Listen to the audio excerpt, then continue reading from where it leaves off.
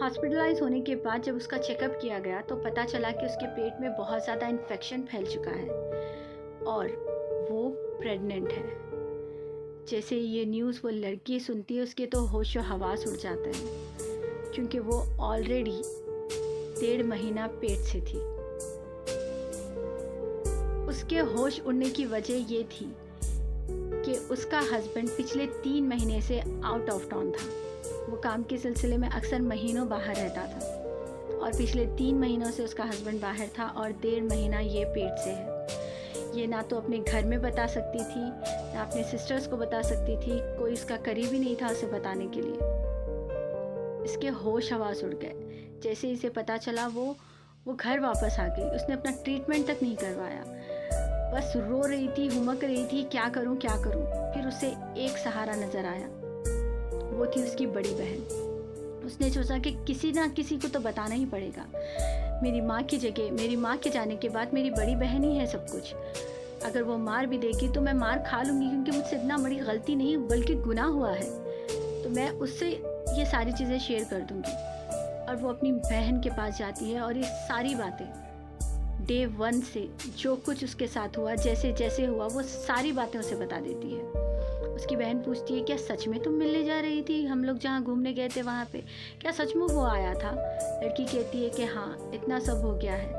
लड़की की बड़ी बहन बहुत गुस्सा करती है, उसे मारती भी है, बोलती है कि तू इतना बड़ा कदम कैसे उठा सकती है, इतनी बड़ी गलती, ऐसा क्या हो गया था, एक बार पूछना गवारा नहीं किया, ऐसा कैसा बहक गई किसी के साथ?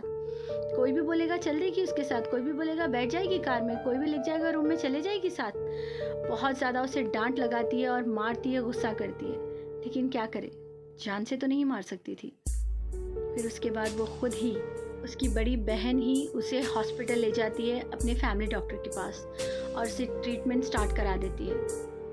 पता चलता है कि वो प्रेग्नेंट भी है और इन्फेक्शन बहुत हो गया है। डॉक्टर से बात करती है अबॉर्शन के बारे में, क्योंकि वो उस बच्चे को रख नहीं सकती थी। अगर रखती तो बहुत सारे सवाल उठते, इसलिए वो चाहती थी कि ये बच्चा ना रहे। अबॉर्शन की बात कर चुकी थी, उसका ट्रीटमेंट ऑलमोस्ट स्टार्ट हो गया था और हॉस्पिटल का बिल बढ़ते जा रहा था।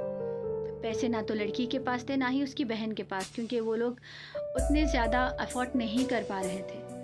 तभी लड़की की बहन ने सोचा कि गलती जब दोनों की है तो ये एक क्यों सहे, वैसे भी तो ये दर्द सह रही है, क्यों ना जो भी खर्चा है वो उस लड़के को उठाना चाहिए जिसने उसे इस मोड़ पे लाके खड़ा किया है। लड़की की बहन लड़की से फ़ोन नंबर मांगती है उस लड़के का और उसे कॉल करती है, उससे बात करती है, उसे बहुत ज़्यादा डांट लगाती है, गुस्सा करती है और सारी बातों के लिए उसे ज़िम्मेदार करती है और कहती है कि तुम्हारी हिम्मत कैसे हुई, तुमने एक मासूम सी लड़की का ये हाल कर दिया।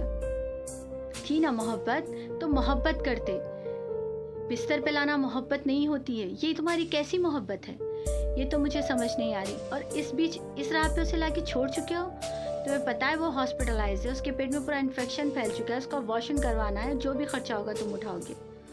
लड़का इस चीज़ को मान जाता है। उसके हाथ जैसे तो गोल्डन ट्रॉफी लग गई थी, क्योंकि जो लड़की 1-1.5 महीने से उसे कॉल नहीं कर रही थी, उसका सामने से बुलावा आ चुका है।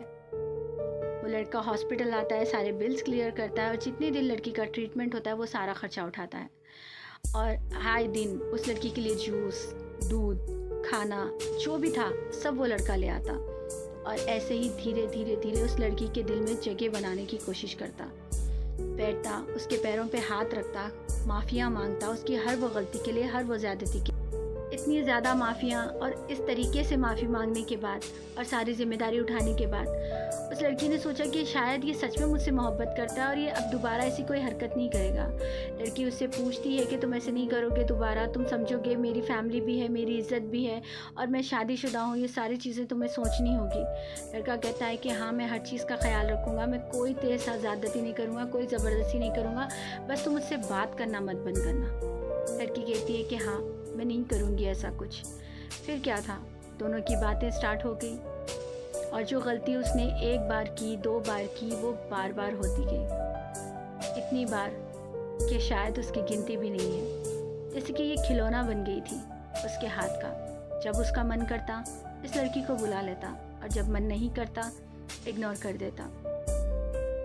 कहते हैं ना कि वो वाला प्यार पा लेने के बाद लड़के की मोहब्बत ख़त्म और लड़की की मोहब्बत शुरू हो जाती है। एक बार लड़का जब लड़की को पूरी तरीके से पा लेता है तब धीरे धीरे उसकी मोहब्बत ख़त्म होने लगती है और लड़की की मोहब्बत उतनी ही गहरी।